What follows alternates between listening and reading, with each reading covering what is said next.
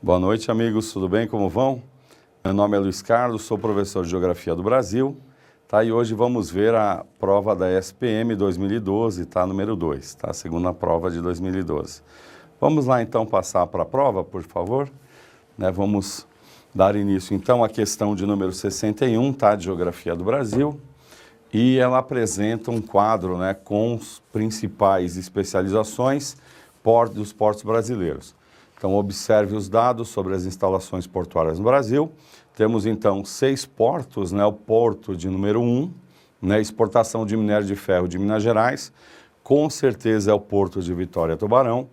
O porto de número 2, minério de ferro de Carajás, é o porto de Itaqui, no estado do Maranhão. Exportação de grãos do Centro-Oeste e importação de produtos industriais.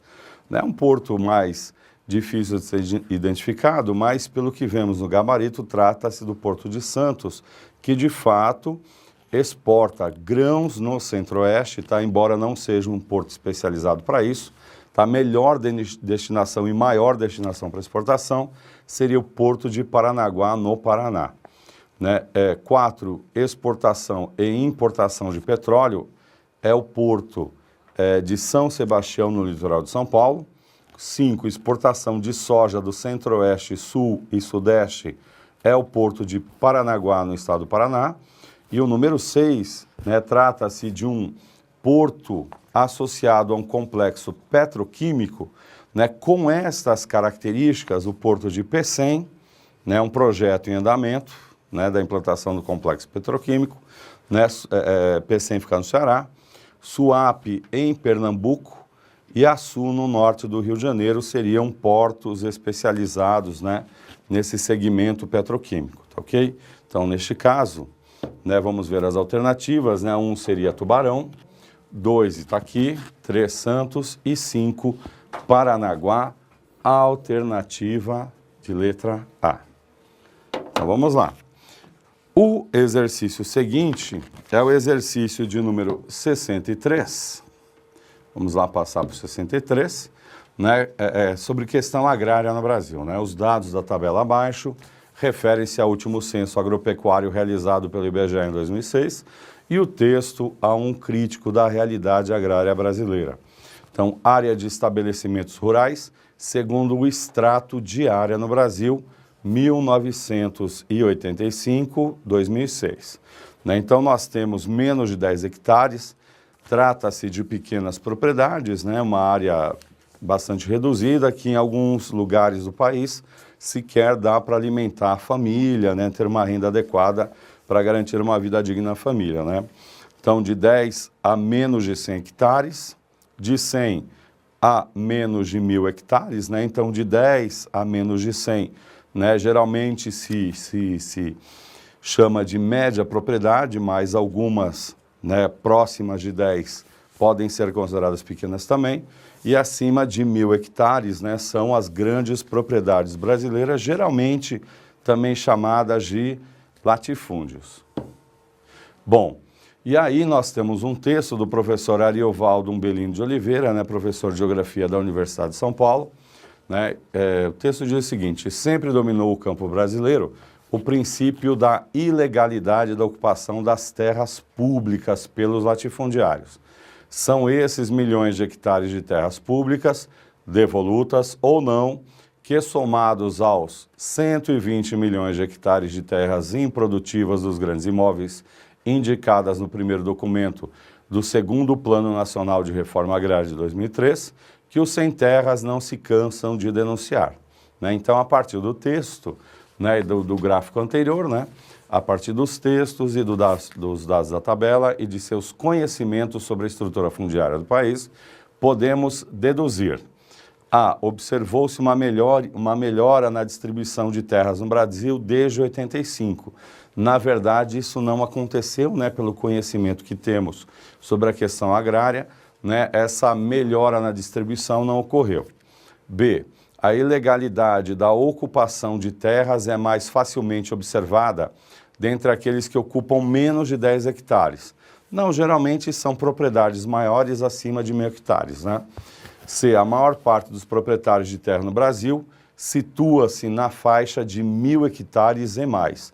Na verdade, o censo apontou algo em torno de 1,7% dos proprietários de terra do Brasil ocupam 1.000 hectares ou mais, né? Enquanto mais de 30%, né, dos proprietários de terras do Brasil ocupam menos de 10 hectares, né? Na média 5,7 hectares.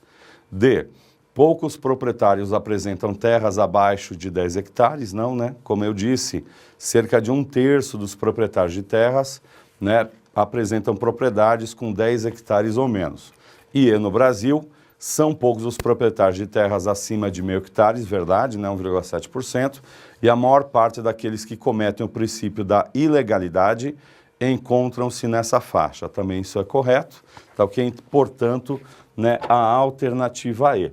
E neste caso especificamente, nós temos, né, no sul, no oeste do estado de São Paulo, Pontal, Paranapanema, as chamadas terras devolutas, né, que são terras que pertencem ao Estado, né, definido pela Lei de Terras de 1850, né, e alguns grileiros ocuparam essa terra, falsificando documentos e vendendo essas grandes propriedades para outros, né, que hoje ocupam essa área, tá ok? Então vamos lá agora, por favor, para o exercício de número 64, que mostra um mapa de centralidade nacional, né, em particular aquelas centralidades mais importantes, né, só aquelas mais importantes, as menores não estão aí, né, criando então, de alguma forma, uma certa hierarquia urbana, né. Então percebemos, né, que, em particular, a partir de São Paulo, né, você tem conexões, né, que se espalham pelo Brasil inteiro, né, pelo país inteiro, e a partir do Rio de Janeiro também, né, você vai ter essas mesmas conexões nacionais, enquanto as outras áreas do Brasil, né, as outras regiões metropolitanas, acabam tendo uma importância mais caracteristicamente regional, né? Então, neste caso, você tem uma certa ordem de importância, né, você tem uma certa estrutura, né, de importância a partir dessas áreas de influência, sendo que São Paulo e Rio de Janeiro desempenham função de metrópoles, né, nacionais, né? Então eles acabam polarizando, eles acabam organizando a princípio essa hierarquia urbana, essa ordem de importância relacionado à oferta de funções urbanas, ok? Então neste caso, né, vamos continuar, né, nós temos aqui as alternativas, né, deles podemos interpretar que o poder territorial de atração regional está centrado em algumas grandes metrópoles, já a polarização nacional apenas em duas. É verdade, no caso, né, São Paulo e Rio de Janeiro, a alternativa A. Então vamos lá. Agora, exercício de número 65, né, que fala sobre a indústria brasileira por região, né? Então, você tem que associar com as regiões brasileiras, né?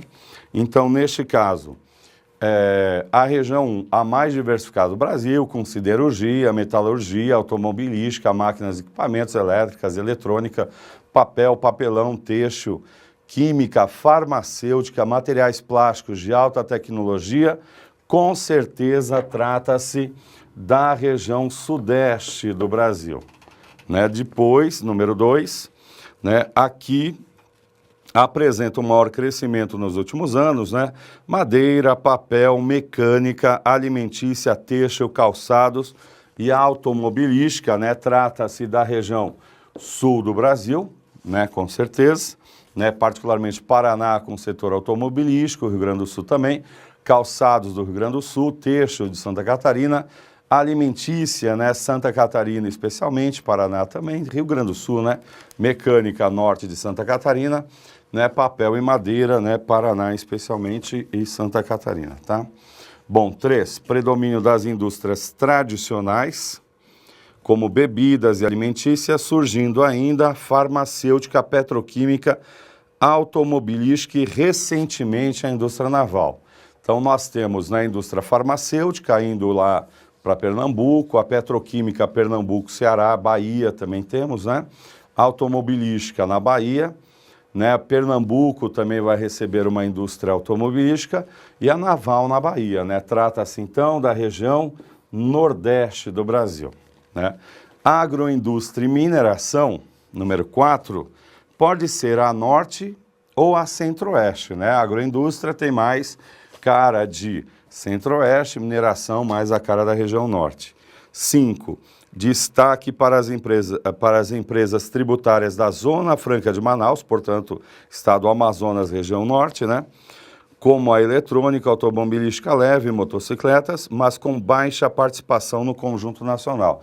Então, o 5 trata-se da região norte do Brasil, né? E a região 4 da região centro-oeste do país, ok?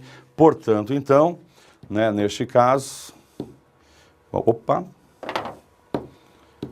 nesse caso, então, a alternativa A. Bom, o exercício, por fim, né, o exercício de número 66, é um exercício incomum para ESPM, né, pois se trata de uma questão de clima, né, deslocamento de ventos especial, né, nós temos, então, em particular esse sinal de mais, que se caracteriza por ser uma zona de alta pressão.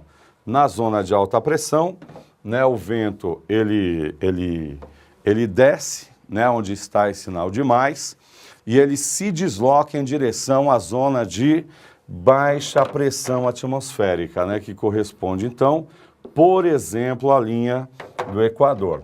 Novamente aqui, alta pressão, né, então os ventos, eles sobem, né, eu posso fazer um esqueminha aqui, eles sobem a partir da linha do Equador, né, sobem, né, aí a umidade se condensa e chove, quando eles descem, né, na alta pressão, eles descem secos e quentes e novamente se deslocam para a região equatorial, formando os ventos alísios, né? Então, essas setas que vemos aqui correspondem, grosso modo, ao vento alísio de nordeste, ao vento alísio de sudeste, tá? E eles acabam, né, assim, na zona de alta pressão, geralmente favorecendo, eu diria, o aparecimento, né, de áreas desérticas quando conjugadas com correntes marítimas frias, continentalidade, um relevo elevado, tá bom? Então, portanto, ó, neste caso, né, você vê que há uma inclinação para a esquerda desses ventos, né?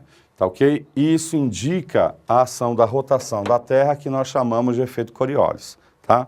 E a alternativa correta é a alternativa B, tá? O comportamento geral dos ventos, tá bom? Então, é isso aí, né? Eu espero que vocês tenham tido um ótimo desempenho na prova, né? Espero que todos tenham se dado bem nas questões e até breve, até a próxima. Um abraço.